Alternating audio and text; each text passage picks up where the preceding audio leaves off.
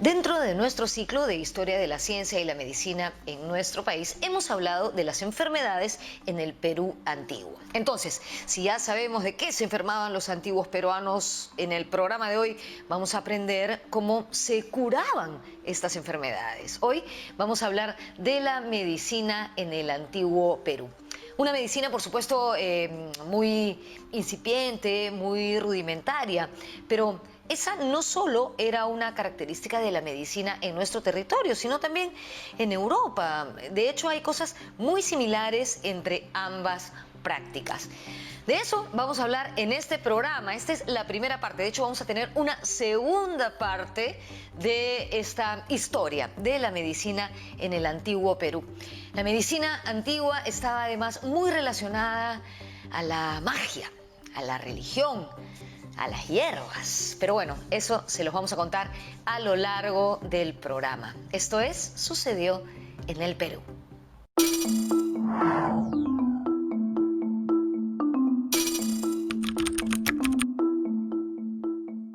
Como ya hemos aprendido, desde tiempos muy antiguos se han detectado patologías como la artritis o la acondroplasia. ¿Recuerdan que dijimos que al parecer la artritis reumatoide tenía sus orígenes en América? Pero acondroplasia es una palabra nueva. A ver, vamos a buscar. Acondroplasia, trastorno del crecimiento de los huesos que ocasiona el tipo más común de enanismo. Eso es lo que tiene el actor Peter Dinklage, que interpreta a Tyrion en Juego de Tronos.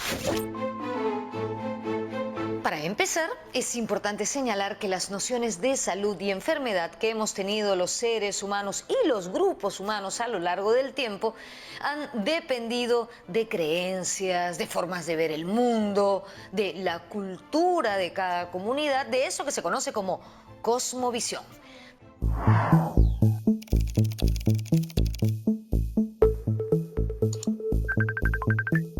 La medicina antigua, tanto mundial como local, estaba basada en una suerte de genética de pensar en los misterios.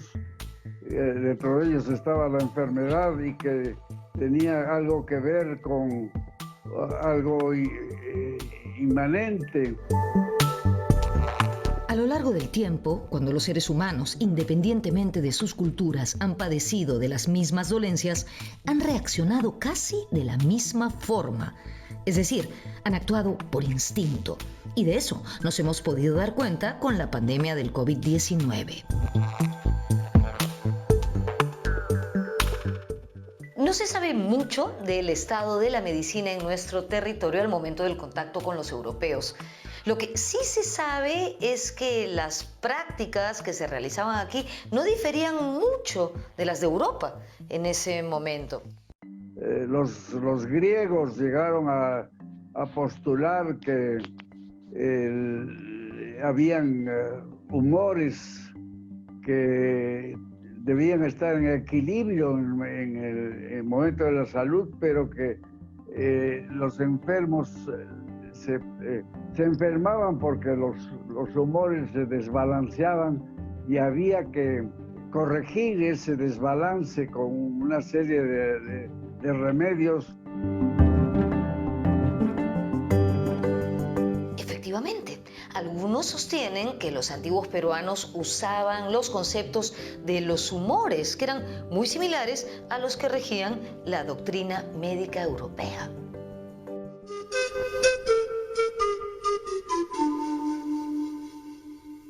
Según este parecer, para el hombre andino los tres fluidos vitales eran la sangre, la grasa y el aire. Estar sanos o enfermos dependía del equilibrio o desequilibrio entre estos tres fluidos. Estos se pueden comparar con los 4 humores que existían para los griegos: la sangre, la flema, la bilis y la bilis negra o atrabilis. Esa manera de pensar de la medicina de los griegos, aunque parezca mentira, sobrevivió hasta la mitad del siglo XIX. mientras que todas las otras disciplinas, matemáticas, astronomía, física, química, con el Renacimiento avanzaron de una manera espectacular. La medicina siguió como una especie de evangelio, los postulados de Hipócrates y los tratamientos basados en esa doctrina de Galeno. Y es así que por ejemplo, decían, tengo atlas al respecto, por ejemplo, decían, si te duele la cabeza, hay que sangrarte la arteria de la entreceja, entre los dos ojos. Y parece mentira. Garcilaso de la Vega dice exactamente lo mismo, que así se trataban los incas, indicando con ello que esa manera de pensar era una suerte de replicación de nuestra estructura cerebral frente a los misterios, como ha ocurrido en muchos otros campos de la cultura.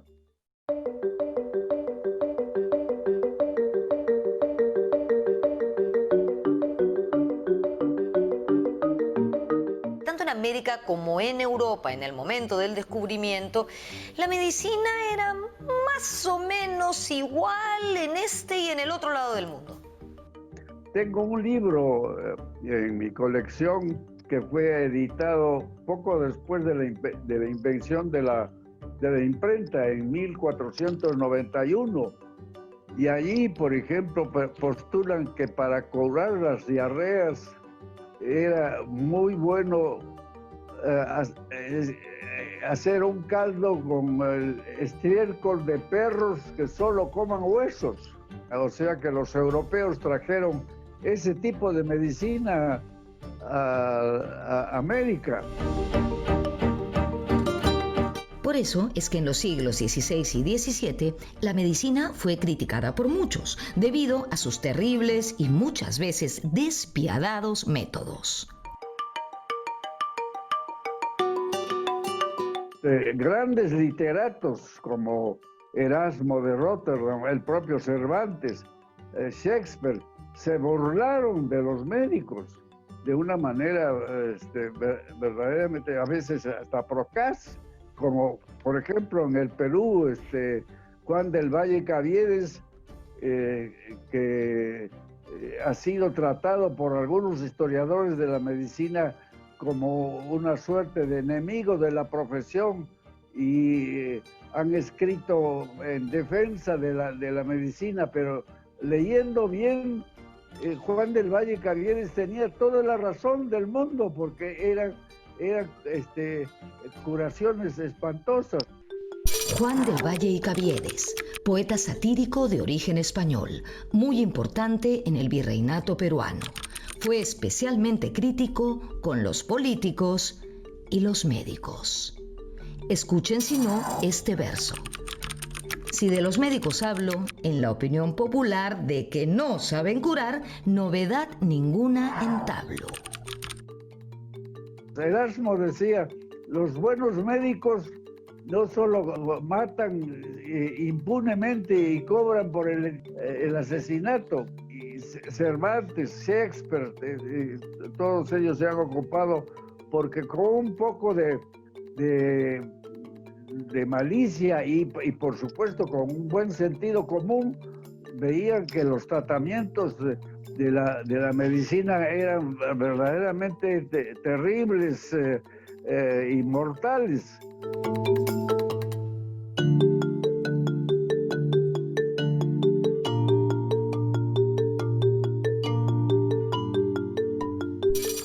No hemos encontrado críticas de Cervantes a los médicos de su época, pero lo que sí encontramos fue consejos del Quijote a Sancho Panza, que bien nos sirven hasta hoy.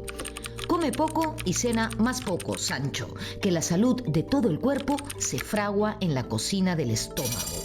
Sé templado en beber, considerando que el vino demasiado ni guarda secreto ni cumple palabra. Sé moderado en tu sueño, que el que no madruga con el sol no goza del día. Regresamos con todo acerca de la medicina mágico-religiosa.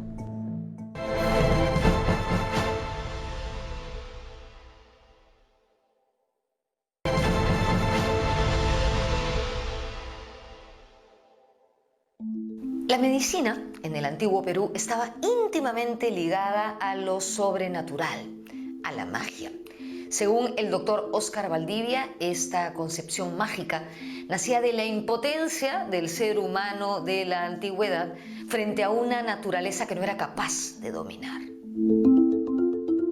Naturaleza de la cual el poblador andino dependía y a la cual estaba sometido. Claro, mujeres y hombres del Perú antiguo estaban sometidos a la naturaleza, como estamos todos nosotros hasta el día de hoy. Quizás esta pandemia nos ha recordado que en realidad es así, ¿no es verdad? Nos hemos creído reyes del planeta, que podemos dominar la naturaleza como queremos, pero no es verdad. Aquí la única reina del planeta, la que hace y deshace, es la naturaleza. Ojalá que entendamos que debemos convivir con ella, no tratar de dominarla, no destruirla, sino preservarla. La medicina que practicaban los antiguos peruanos era más mágica que empírica y según su concepción, las enfermedades surgían como resultado de la pugna entre el ser humano y el mundo que lo rodeaba. En todas las civilizaciones y culturas antiguas, las prácticas médicas han sido principalmente de dos tipos. En un primer grupo podríamos mencionar a las prácticas asociadas a lo mágico religioso y en un segundo grupo estarían las prácticas llamadas empírico-primitivas racionales.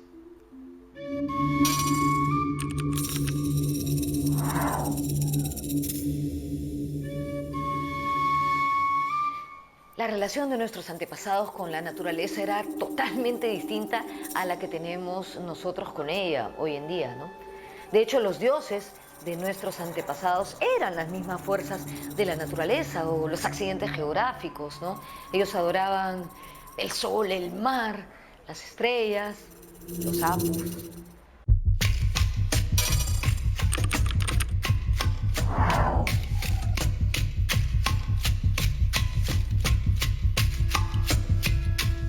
Se creía que si uno apuntaba con el índice hacia el arco iris, el índice se pudría.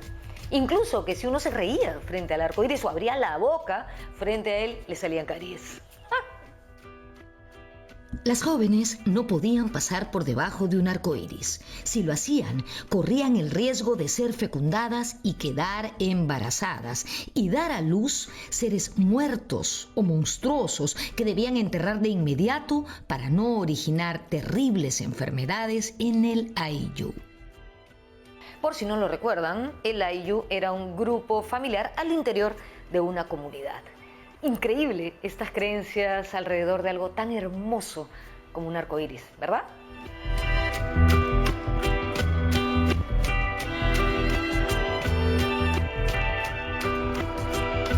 Los rastros de ese mundo mágico religioso de los antiguos peruanos los podemos encontrar hasta nuestros días, ¿no? En fiestas, en rituales que se han ido transmitiendo de generación en generación.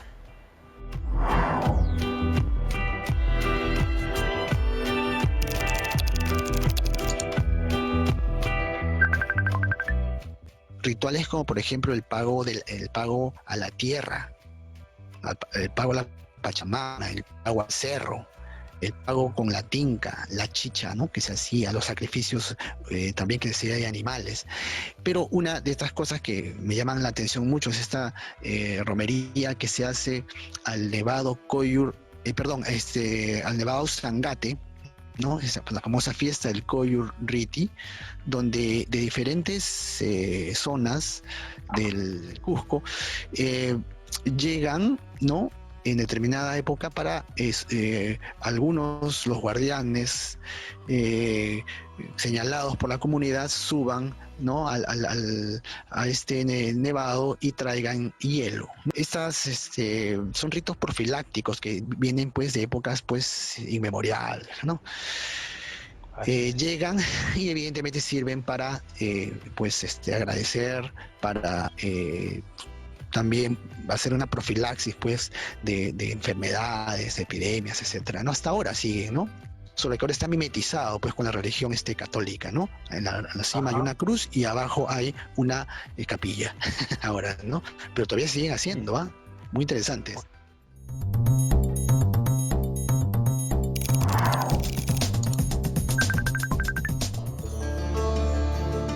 Las huacas eran así como el templo de Pachacamac, aquí en el sur de Lima, famoso por sus oráculos. Venían pobladores de gran distancia a consultar lo que podía ocurrir al año siguiente, si va a ser buen año o mal año, porque habían observadores astronómicos. Otro en Ica, que es Cahuachi, en las Pampas de Nazca, donde tenemos una gran cantidad de geoglifos relacionados con toda esta cosmovisión de creencia.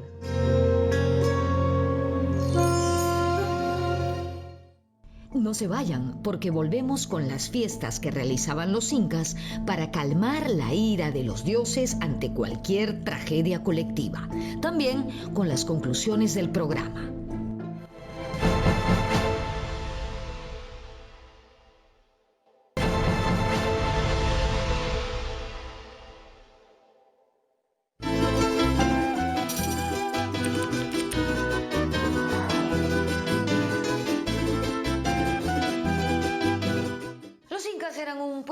Una civilización muy dada a hacer fiestas, ¿no? Ceremonias colectivas, grandes rituales. De hecho, quizás la habrían pasado bastante mal en estos tiempos de distanciamiento social y prohibición de reuniones. Pero en fin, no quiero desviarme del tema. Les decía que tenían fiestas para todo. Incluso tuvieron una para enfrentar las enfermedades. Era una ceremonia, una suerte de fiesta ritual colectiva que se llamaba la Situa, también conocida como el Coya Raimi. Esta ceremonia se realizaba en el Cusco, el ombligo del mundo, y su objetivo era expulsar los males de la ciudad. Como toda ceremonia, estaba acompañada de ritos y coincidía con la llegada de las lluvias. Y con las lluvias que llegaban también las enfermedades. Los asistentes a esta fiesta se confesaban con unos sacerdotes incas, los aucachic o ichuris. Esto llamó muchísimo la atención de los cronistas. De hecho, sabemos de esta práctica por ellos, y también llama la atención hasta nuestros días, ¿no es cierto? Porque normalmente identificamos la práctica de la confesión con la religión católica, ¿no es verdad? Pedro de Villagómez, quien fue obispo de Arequipa y arzobispo de Lima a mediados del siglo XVII, decía que los indígenas se confesaban durante el ayuno porque así se encontraban en estado de pureza y quedaban listos para hacer el recuento de sus pecados. ¿Cuáles eran los pecados que más se confesaban? Se acusaban de adulterio, de hurto, de maltratar a sus semejantes o de no haber acudido a las huacas.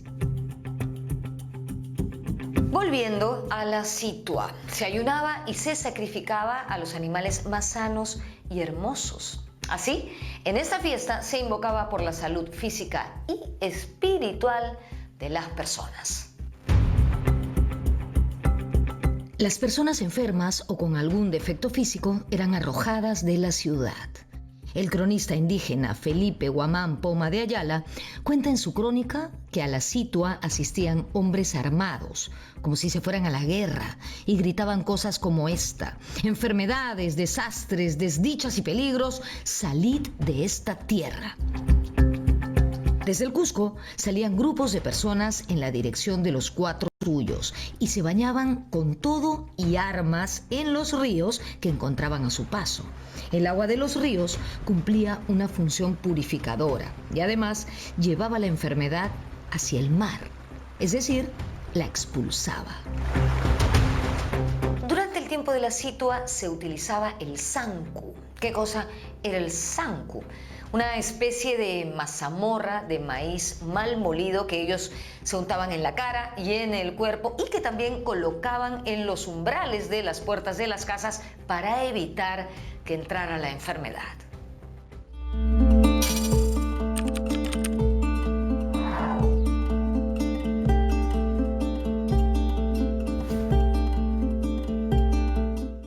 Otra ceremonia colectiva de la que hablan cronistas como Bernabé Cobo y Martín de Murúa era el Aima, o también llamada Itu. Esta ceremonia tenía como objetivo calmar la ira de los dioses frente a cualquier tragedia colectiva. Luego de 2 días de ayuno, abstinencia de sal, ají y 0 contacto sexual, sí, eso era parte del ayuno para los incas. La gente se reunía en la plaza principal del pueblo o en algún campo ceremonial, eso sí, sin la presencia de forasteros o de animales, ataviados con una vestimenta especial y con la cabeza cubierta por mantos. Al parecer, el inca Yaguarhuaca sufrió de una aguda conjuntivitis. Por esta razón se le llamó el que llora sangre.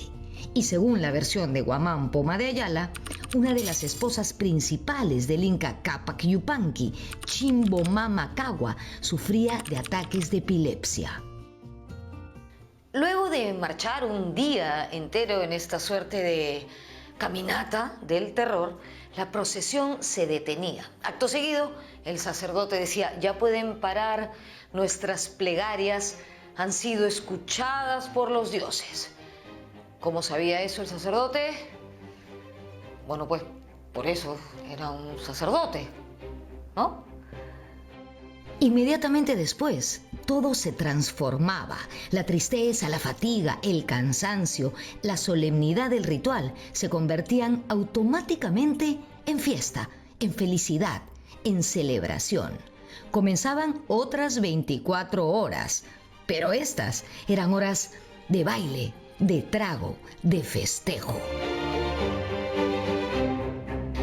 En las ceremonias de curación, los sacrificios tenían un papel muy importante. Siempre había que ofrecerle algo a los dioses a cambio de salud, bienestar, a cambio de alejar el mal y restablecer el equilibrio. Lo mismo para pedir una buena cosecha o para que viniera la lluvia. En las ceremonias se usaban la chicha, el maíz y, por supuesto, la planta sagrada de los incas, la coca. En algunos casos se sacrificaban animales, llamas o alpacas.